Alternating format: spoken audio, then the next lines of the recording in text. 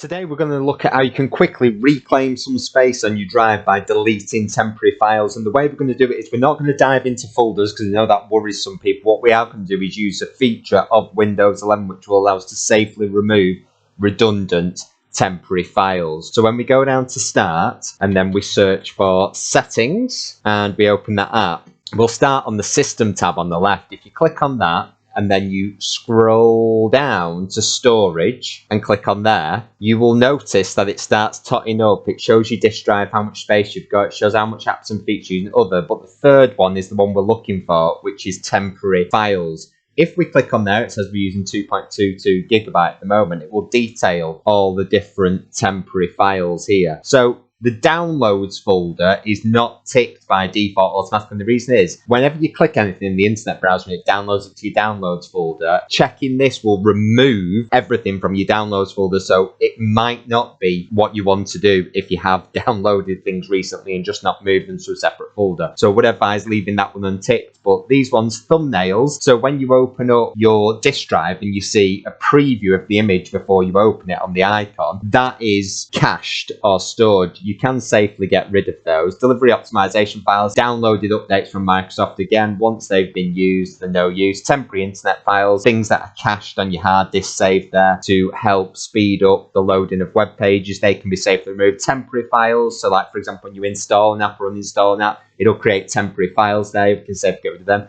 Windows error reports and feedback diagnostics, again, you can get rid of those. If there's no problems in your system at the moment, they aren't going to be that much use to you.